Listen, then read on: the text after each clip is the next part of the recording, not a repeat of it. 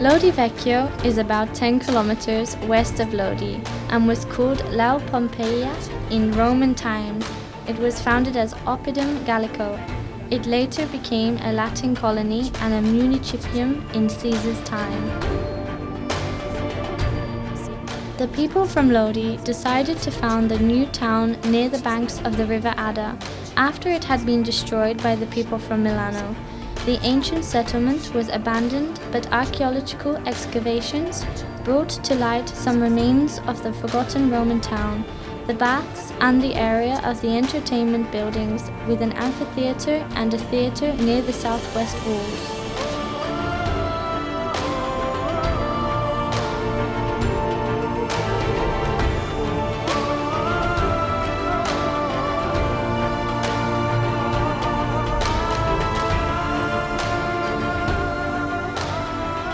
In Santa Maria Square, where the Forum once stood, bigger remains were found, a series of plinths on 3 layers belonging to the Roman Basilica.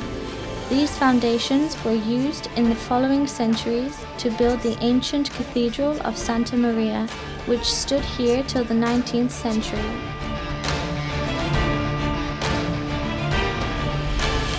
The town was important and was situated on the Aemilia Road, which linked Milano to Piacenza, and became even more famous when the inhabitants of Lodi decided to part with Milano and establish a new diocese. The Diocese of Laus Pompeia started with the dedication of its first bishop, Bassiano, on the 19th of January 374. Some months after Ambrogio became the new bishop of Milano on the 7th of December.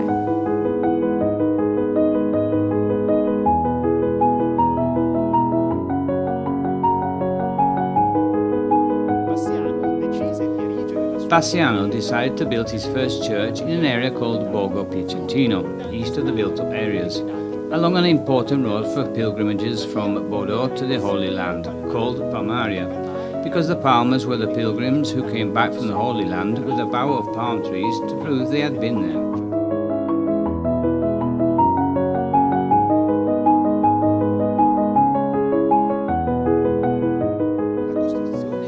On the 1st of January 378, they started to build a basilica, the most popular kind of church in Roman times. It stood in an area where a lot of people passed by so that it could be seen, but at the same time in a silent and peaceful place far from the noise of the town centre.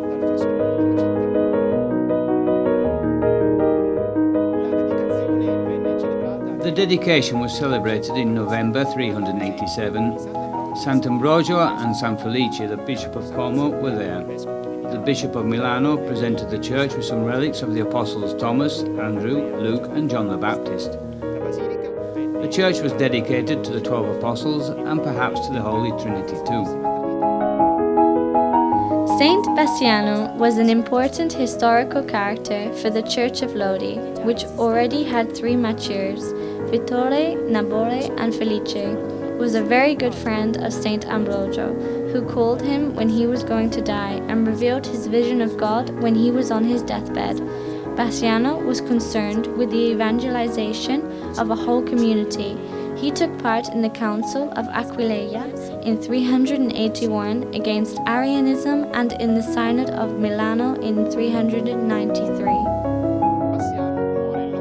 Bassiano died on the 8th of February 409 and was buried in his basilica.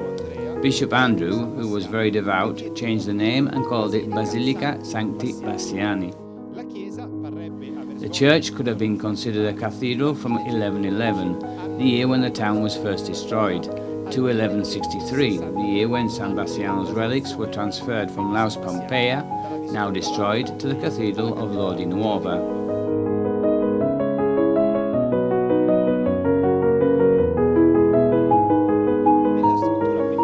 We do not know much about its original structure.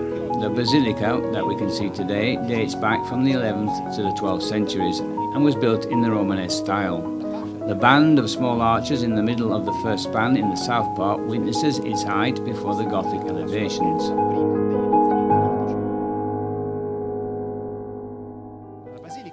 But the Romanesque basilica was in a very bad condition at the beginning of the 14th century, and it was abandoned for a long time, and even the roof was demolished. Bishop Leone dei Palatini, a Franciscan, decided to work on it. In 1323, the date can be seen on a tablet of the Cattlemen's Guild, it was heightened and changed into a Gothic-style building, the facade in the style which would become common in the 14th century in Lombardy.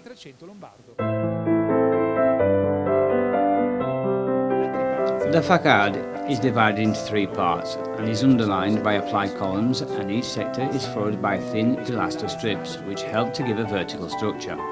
On the pediment you can see a niche with a ceramic statue of Saint Paciano. The rose window, divided into 16 parts, was rebuilt at the beginning of the 20th century using finds that have been discovered nearby. You can see brick acroteria, pinnacles with a cross on top. There are 5 on the apex of the facade and 4 above the pointed parts of the apse.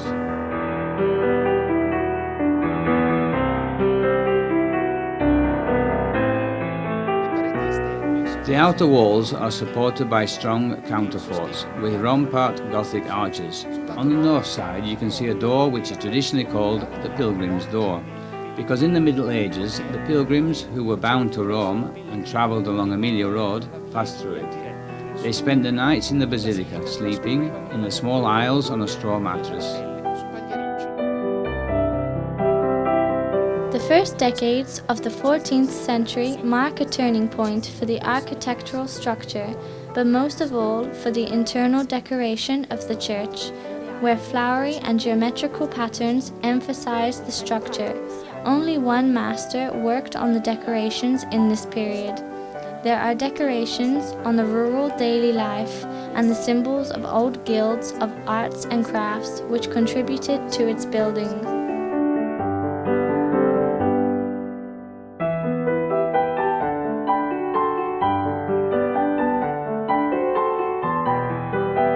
The vault of the last span shows some cattlemen driving their carts on a background of red and green stars. On the next vault, you can see the symbols of the evangelists, and further on, inside light blue tondos, the busts of 4 doctors of the church. In the middle of each vault, you can see the typical pattern of a polychrome pavilion.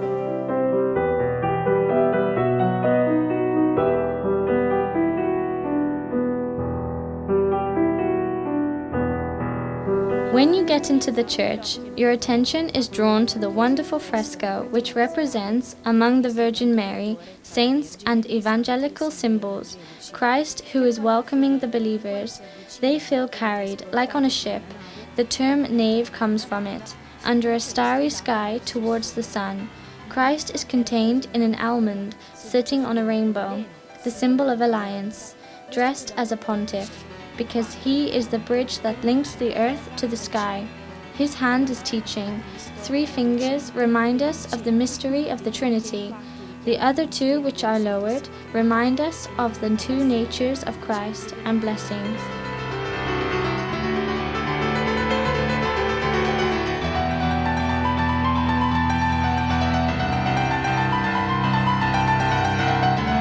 The walls of the apse are divided by equilateral windows with 2 lights, surrounded by various decorations, peacock feathers and small dragons. The brick pilasters have marble capitals decorated with symbolical elements, which could go back to the period before 1323, the date of the whole restoration, possibly to the 10th century, the time of the restorations wanted by Bishop Andrea. Number 8 is very important in Christian symbology because it represents resurrection. In the Basilica, we can also find examples of the submultiple 4 and of the multiple 16. When you get inside, there are 4 round arches and 4 columns on the right and on the left. There are 4 cross vaults, each of them divided into 4 ribs. There are 4 wall windows. The rose window is divided into 16 parts. Starting from the 11th of June 1875, the Basilica became a national monument after a departmental order, but after only 20 years the authorities decided to close it.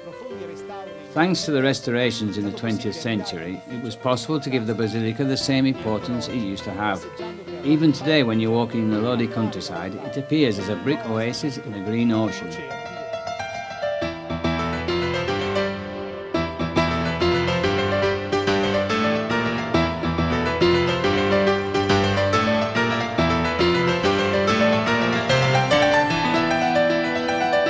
Sandbras. Ready? Go. La Pompeii. House Pompeia. And this one, Oppidum. So you don't know the correct. Latino non è mai stato mio forte. Oh my god. Ah, perché io ho messo anche Archbishop of Rome perché non aveva senso. I can never say this word. Evangelical. Okay, I can't do it. I can't seem to get the word. Evangelical. Again. Evangelical symbols. I keep doing it wrong. They spent the night in the basilica sleeping. In the basilica, sleeping.